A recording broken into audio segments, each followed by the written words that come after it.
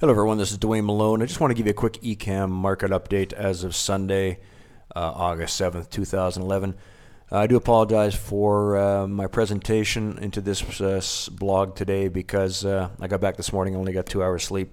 So I might sound a little tired, but I'm going to try and do my best to just outline a few of the things I'm seeing in the markets to try and give you some ideas going forward over the next couple of days. I want to start out by having a look at the monthly chart of the S&P 500 index. As those of you know that follow the blog site, I use the monthly and the weekly charts to make my decisions as to whether we're in bear or bull market phases. Essentially, what I want to see is I want to see price close the month below the 12-month simple moving average, which is the blue line.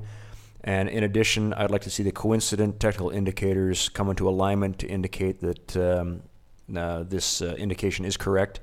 As you can see in the past, the technical indicators have done a great job of getting us into and out of the markets based upon the cross of the 12-month simple moving average, along with the coincident indicators also crossing.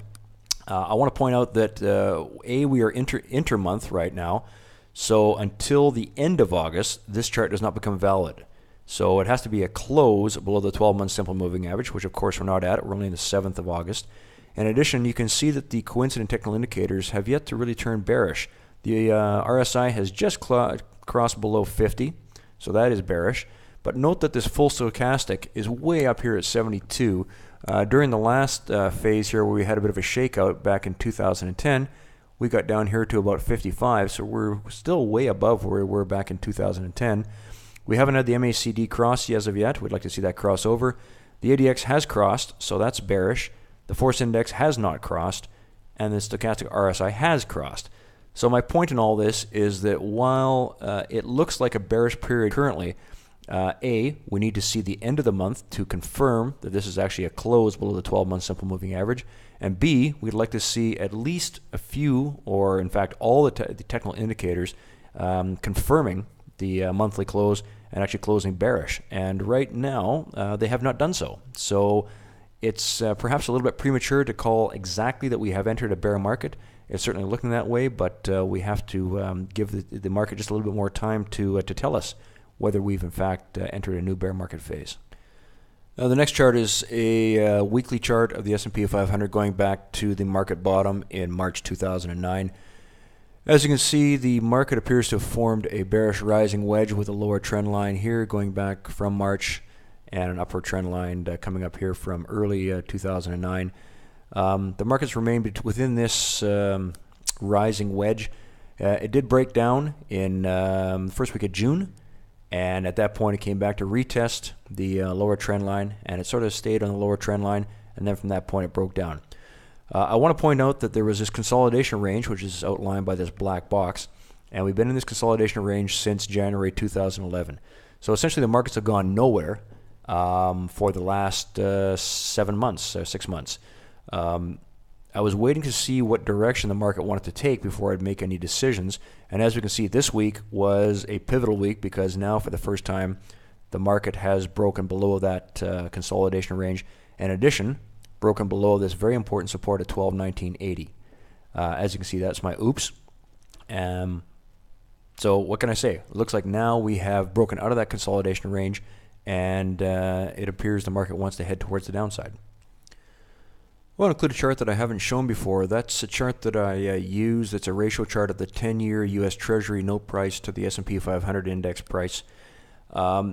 Money goes to where it's treated best, and at times of uncertainty where people sell out of stocks, they will move into U.S. Treasury, U.S. bonds.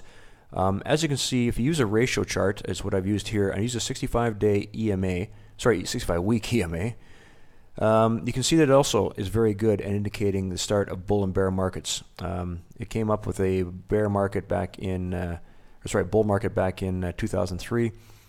Crossed over very nicely in about October of 2007, indicating we were entering a bear market.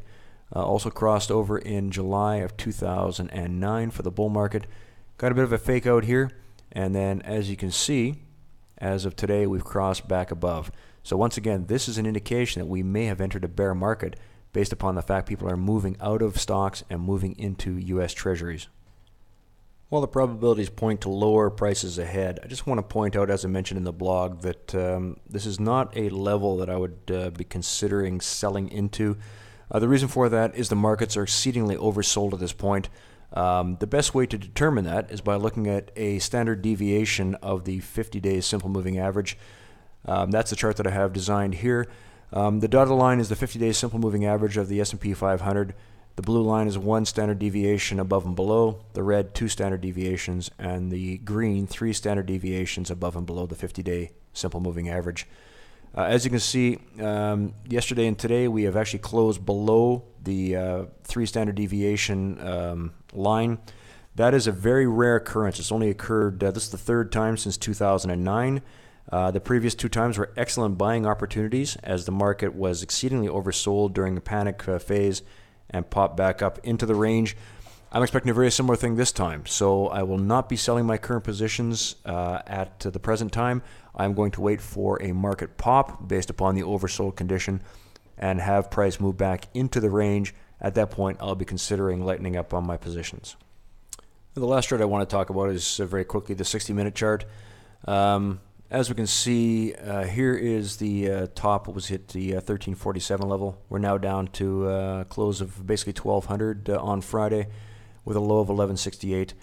As I said, I mentioned on my last chart that I'm looking for a pop upwards at this point due to the oversold nature of the markets. Numbers I'll be looking for is 1214, which is the last area here of resistance where we failed. But I expect we're going to get up through that. I would expect we could probably get back up to around the 1258 to 1265 area, which is shown by these blue lines here. As you can see, that was very important support during the June period. And then once we broke through it, it did come up to try and retest at 1260 and then collapsed.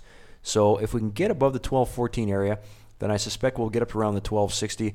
At that point, I'll be looking for any indications on the daily chart that we've started to roll over, and that's the point at which I'll probably be lightening up on my positions. In closing, I just want to reiterate once again that successful investment is just a matter of probabilities. You want to be able to put your capital in the markets when the probabilities are strong that you're going to see the markets advance. When the technical indicators switch to negative, as they currently have, certainly in the weekly chart, and perhaps by the end of August on the monthly chart, you will want to deal with the probability that we're going to be going lower in the markets, and you'll want to be in cash. As I said, we are oversold currently, so now the probabilities are that we're going to pop up short term. I suspect that I'll probably use that pop as a opportunity to sell into the market and to position myself into cash. I'll do another blog in the future shortly, hopefully, on gold, silver, and some of the commodities. Certainly gold has held up exceedingly well, and I've been a big holder of gold, as you know, for the last number of years. Those positions remain unchanged, and in fact, I'll probably look to add to any positions in gold should we have any declines over the next week or two. I suspect that might be the best place to hide over the near term until we get the problem sorted out in Europe and also in the U.S., being that the U.S. has been downgraded by S&P 500 on Friday, and the ECB has indicated they're going to provide unlimited backstops to Italy and Spain to purchase their bonds, which of course will be very negative, I think, long term for the euro. So that's where we stand, folks. As I said, if we make any changes, I will certainly post them on the blog site.